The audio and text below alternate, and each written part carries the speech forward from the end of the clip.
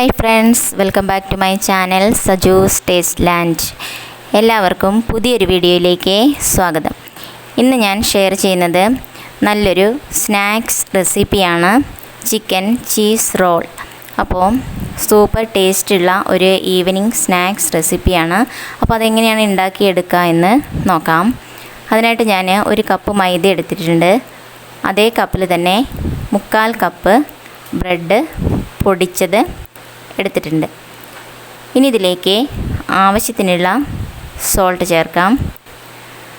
അതുപോലെ 1/2 teaspoon baking soda ചേർക്കാം. Baking soda നിർബന്ധമില്ല കേട്ടോ, നമുക്ക് ഇഷ്ടമുണ്ടെങ്കിൽ ചേർത്താൽ മതി. എന്നിട്ട് നല്ലപോലെ മിക്സ് ചെയ്തെടുക്കാം.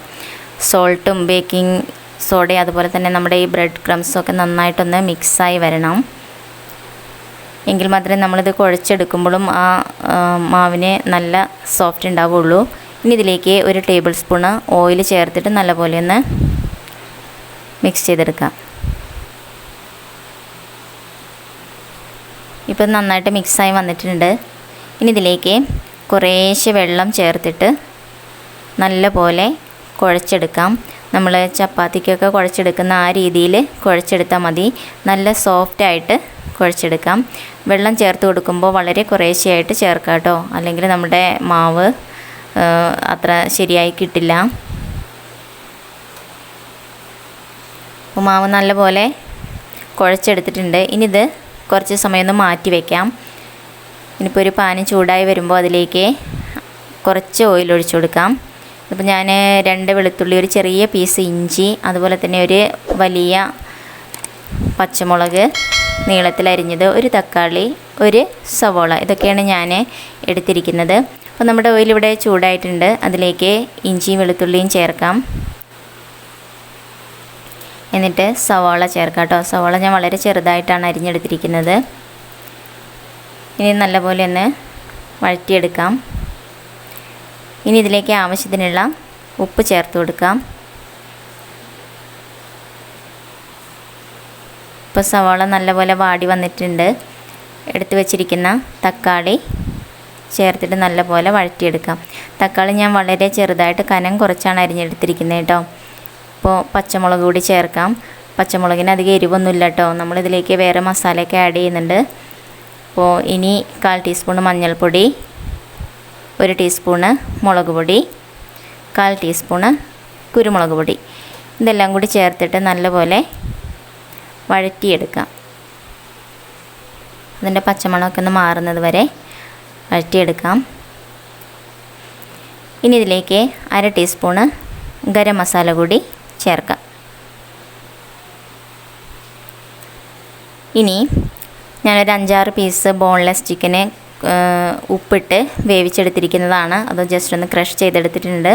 ഇനി ഇതുകൂടി ഇതിലേക്ക് ചേർത്തിട്ട് നല്ലപോലെ മിക്സ് ചെയ്തെടുക്കാം. ഇനി 1 ടീസ്പൂണ് ടൊമാറ്റോ സോസ് ചേർക്കാം. അതുപോലെ തന്നെ 1 ടീസ്പൂണ് ചില്ലി സോസ് ചേർക്കാം. ഇനി ഇതിലേക്ക് 1 ടീസ്പൂണ് സോയാ സോസ് കൂടി ചേർക്കാം. എന്നിട്ട് നല്ലപോലെ മിക്സ് ചെയ്തെടുക്കാം. ഇനി കുറച്ച് സമയം ഒന്ന് മൂടി വെച്ച് വേവിക്കാം.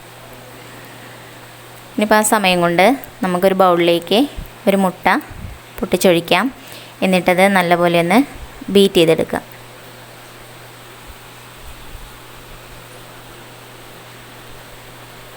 ഇപ്പം നന്നായിട്ട് ബീറ്റ് ചെയ്തെടുത്തിട്ടുണ്ട്. ഇനി ഇത് മാറ്റി വയ്ക്കാം. അപ്പം നമ്മുടെ ചിക്കൻ മിക്സ് ഇവിടെ നന്നായിട്ട് റെഡി ആയിട്ടുണ്ട്. ഒരു നല്ല സ്മെല്ല് വരുന്നുണ്ട് കേട്ടോ. സോയാ സോസിൻ്റെയും ടൊമാറ്റോ സോസിൻ്റെയൊക്കെ ഒരു പ്രത്യേക സ്മെല്ല് വരുന്നുണ്ട്. നല്ല ടേസ്റ്റുള്ള ഒരു ചിക്കൻ മിക്സാണ് കേട്ടോ ഇത്. നമുക്കിത് ഇങ്ങനെ തന്നെ വേണമെന്നുണ്ടെങ്കിൽ നമുക്ക് കഴിക്കാവുന്നതാണ്. അപ്പോൾ ഇതിൽ ഏതെങ്കിലും ഒരു ഇൻഗ്രീഡിയൻറ്റ് ഇല്ലയെന്ന് വിചാരിച്ചിട്ട് ഇതിങ്ങനെ ട്രൈ ചെയ്യാതിരിക്കേണ്ട കാര്യമില്ല കേട്ടോ. അപ്പം നമ്മുടെ മാവ് ഇവിടെ നന്നായിട്ട് സോഫ്റ്റായി കിട്ടിയിട്ടുണ്ട്. എങ്കിൽ കൂടി നമുക്കിത് ബോൾസാക്കിയിട്ടൊന്ന് പരത്തിയെടുക്കേണ്ടതാണ്. അതുകൊണ്ട് ഒന്നുകൂടി ഒന്ന് കുഴച്ചെടുക്കാം കേട്ടോ. ഞാനിത് ഒരു ചപ്പാത്തിയുടെ വലുപ്പത്തിലുള്ള ബോളൊക്കെയാണ് ഉണ്ടാക്കാനുള്ള വലുപ്പത്തിലുള്ള ബോളൊക്കെയാണ് ഞാൻ ഉണ്ടാക്കിയെടുക്കുന്നത്. നമുക്ക് കുറച്ച് വലുതായിട്ട് വേണമെന്നുണ്ടെങ്കിൽ അങ്ങനെയും ചെയ്തെടുക്കാം. അപ്പോൾ ഇത്രയും മാവ് കൊണ്ട് എനിക്ക് 6 ബോൾസാണ് എനിക്ക് കിട്ടിയിരിക്കുന്നത്. ഇനി നമുക്കിതൊന്ന് പരത്തിയെടുക്കാം. ഞാനിത് റൗണ്ട് ഷേപ്പിലല്ല പരത്തുന്നത്.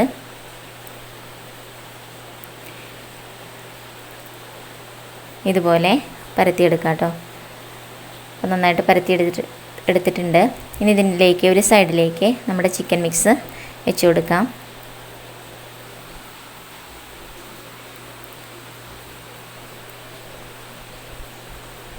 ഇനി ഇതിൻ്റെ മുകളിലേക്ക് ഒരു ചീസ് വെച്ച് കൊടുക്കാം കേട്ടോ. എന്നിട്ട് ഇതിൻ്റെ 2 സൈഡും മടക്കി കൊടുക്കുക.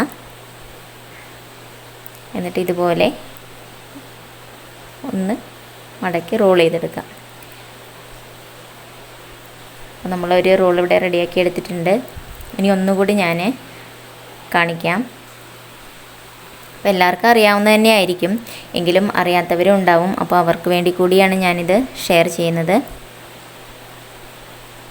ഇതുപോലെ പരത്തിയെടുക്കാം.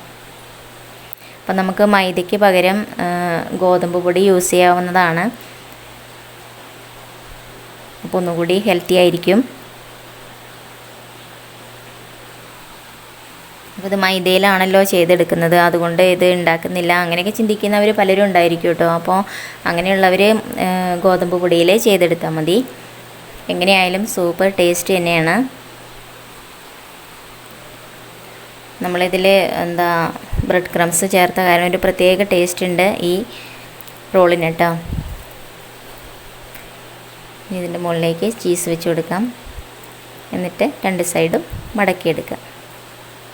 ഇങ്ങനെ ചെയ്യുമ്പോൾ നമ്മളിത് ഫ്രൈ ചെയ്തെടുക്കുമ്പോൾ ഈ ചീസ് മെൽറ്റായിട്ട് അങ്ങനെ പുറത്തേക്ക് വരുമൊന്നുമില്ല.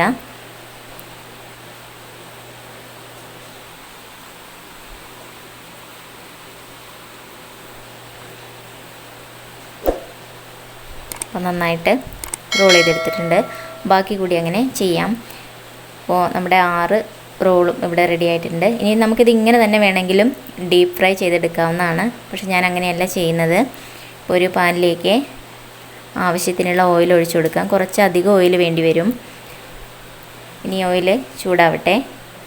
അപ്പോൾ ഞാൻ കുറച്ച് ബ്രെഡ് ക്രംസൊക്കെ എടുത്ത് വെച്ചിട്ടുണ്ട്. ഇനി നമ്മൾ എടുത്ത് വെച്ചിരിക്കുന്ന ഓരോ റോളും അതിലേക്ക് മുട്ട നന്നായിട്ട് തേച്ച് പിടിപ്പിക്കാം.